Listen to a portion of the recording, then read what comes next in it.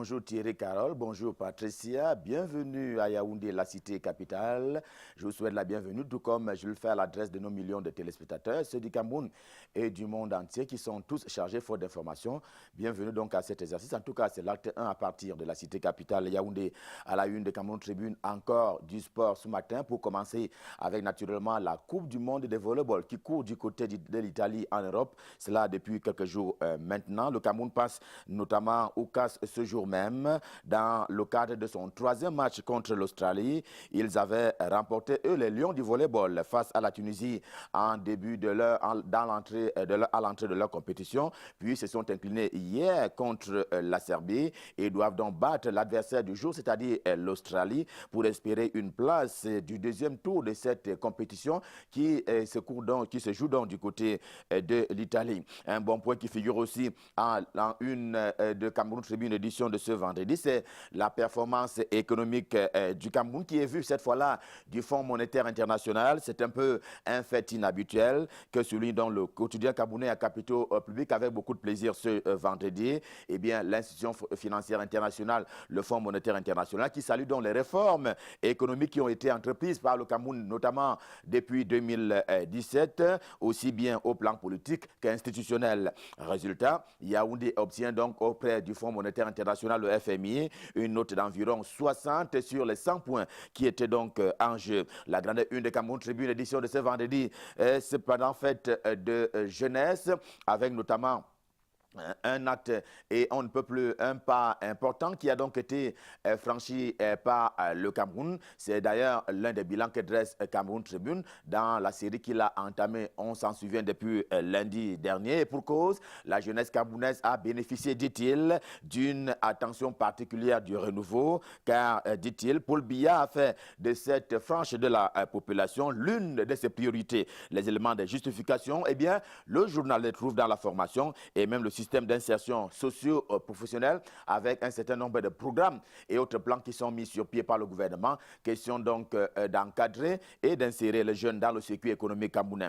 À part cela, le quotidien à capitaux privés, cette fois-là, j'ai nommé le quotidien Émergence, également en kiosque ce vendredi, qui semble indiquer comment la crise anglophone a travesti la constance et même les habitudes camerounaises en termes de paix et de stabilité. Mais une question, que se cache-t-il derrière les actes aussi rébarbatifs que cruels, notamment des terroristes et autres sécessionnistes du côté du nord-ouest et du sud-ouest camerounais? Les experts qui s'affrontent sur le sujet ce vendredi, comme d'habitude d'ailleurs dans le quotidien Émergence, avec des idées qui sont un peu aux antipodes les unes des autres. Nyayan Boyokino, par exemple, affirme que la France n'a pas d'intérêt ni à la vie, ni même au règne de Paul Biya au pouvoir au Cameroun depuis bientôt 35 ans. Fabrice Iyab Mounchili, qui lui aussi intervient dans ces dossiers ce matin, croit tout à fait que le contraire est envisageable. Un retournement de la veste française reste possible. Lui, par contre, ne perd pas le nord. Pour parler donc du ministre Issa Chiroma Bakari de la communication, qui est par ailleurs président national d'une formation politique, le FSNC, pour ne pas la nommer, ce matin, qui fait donc la une du journal Le Péligan. Et pour cause, le président Issa Chiroma Bakari vient de mobiliser à peu près 10 000 personnes du côté de Garoua, la capitale de la région du Nord Cameroun. Cela dans le cadre d'un méga meeting qui s'est déroulé sur place. Le FSNC étant d'ailleurs allié juré du Rassemblement démocratique du peuple camerounais, notamment pour ce qui est de l'élection présidentielle du 7 octobre prochain. Le quotidien L'Épervier, le journal de Léopold Clovis Nudjo, ouvre davantage la voie au candidat du RDPC, Paul Biya, ce matin, quand il s'attelle donc à relayer la déchirure dans le camp des opposants camerounais, parce que c'est loin davantage l'idée d'un seul porte-étendard de ces candidats de l'opposition, étant donné qu'on avait souhaité depuis belle lurette que ces opposants s'entendent, qui s'estiment d'ailleurs et se connaissent, qu'ils s'entendent donc pour pouvoir avoir et présenter un seul candidat, dit alors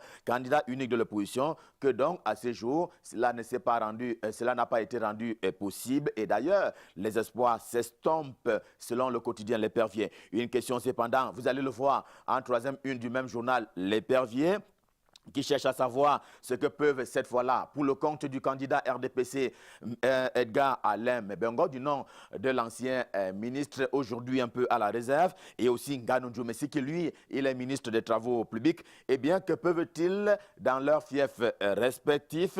Pas grand-chose, écrit le journal en guise de conclusion, qui dit avoir enquêté sur le terrain, question d'aller mesurer un peu leur cote de popularité. Il n'y a donc pas grand-chose à se mettre sous la dent, souligne le quotidien L'Épervier. Contrairement à ces deux personnalités-là, voici un cas, Hervé Minko, que l'hebdomadaire Réflexion a d'ailleurs mis sur la sellette ce matin. Il a choisi de le mettre en lumière, au même titre que le député Marie-Thérèse et Sama, tous les deux en tant que militants du RDPC, ayant été sur le terrain. Question donc d'haranguer les foules et naturellement de rebooster le moral des populations au niveau de la base. Et c'est bien de le signaler, comme le fait également le journal confidentiel en kiosque ce vendredi, cette fois-là à propos de Célestin Ketchanga. Nous sommes dans la région du littoral et notamment à Douala, dont il dit justement avoir mobilisé l'armée des Ben Skinner du côté de Douala, la capitale économique. Eh bien, la mobilisation ayant très au sens et bien compris des intérêts du RDPC à l'engagement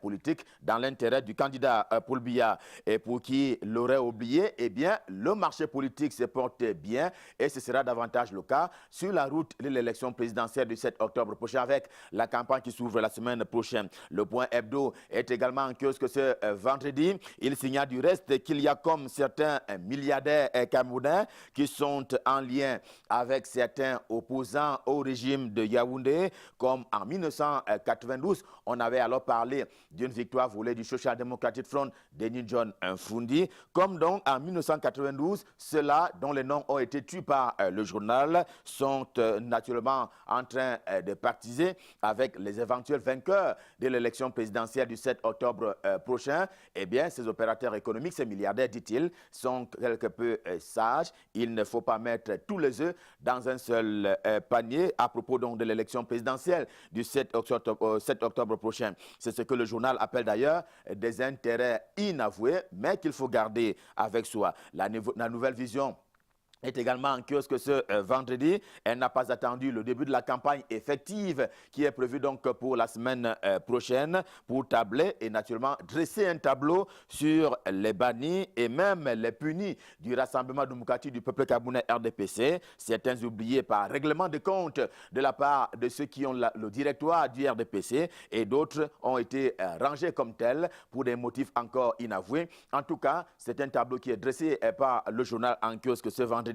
Et à propos de la campagne électorale pour le compte de l'élection présidentielle du 7 octobre prochain, c'est le quotidien Le Jour du jour, vous allez le voir, également en kiosque, qui donne un peu les assurances selon lesquelles, eh bien, Paul Biya, le candidat du RDPC, va effectivement lancer sa campagne par Maroua dans l'extrême nord Cameroun, justement parce que le journal estime que l'ambiance qui est vécue sur le terrain est telle que la ville fait peau neuve, telle une dame qui attend d'ailleurs le retour de son amant. Eh bien, Maroua est en train de faire une toilette dans l'attente donc de Paul Biya pour lancer sa campagne. Et toujours dans le registre de la campagne électorale, voici que le quotidien Mutation, le journal de Georges-Alain Boyomo en kiosque ce vendredi, sa parution de ce vendredi s'arrête un peu sur le cas Ruben Nyober, héros d'hier, d'aujourd'hui et de demain. Eh bien, ce grand homme camerounais est devenu un peu, heureusement, un sujet de campagne pour les 9 candidats,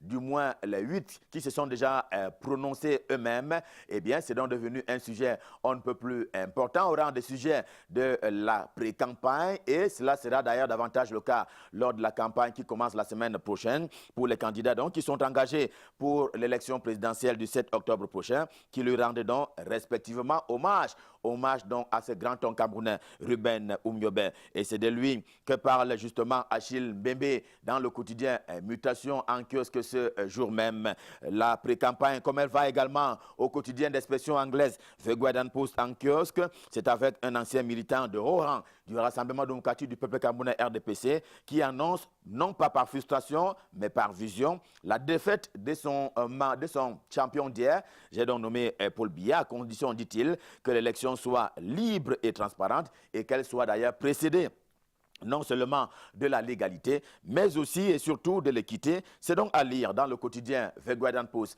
en kiosque ce vendredi. C'est un journal auquel nous avons fait allusion, au même titre que toutes les autres parutions dont on a parlé au cours de cette édition de la revue de presse Made in Yaoundé. Donc, Stop Fin, on prend rendez-vous pour lundi prochain quand il sera 7 h. Je signale cependant que dans les grands moments de la journée sur votre télévision Canada Internationale, il y a un documentaire à vivre. Ce sera alors à 18 h ce soir, même cet après-midi, quand il sera donc à 18 h. C'est un documentaire que je vous recommande. Il porte donc sur la santé publique du renouveau. D'ici à là, comme d'habitude, je vous souhaite de passer d'excellents moments, toujours en compagnie des programmes de Canal 2 International. Pour l'heure, pour la suite et la fin de Canal Matin, je repasse par Douala pour passer le pouvoir à Thierry Carole et à Patricia et naturellement à toute l'équipe du côté de Douala. C'est à vous Thierry Carole, c'est à vous Patricia, c'est à vous Douala.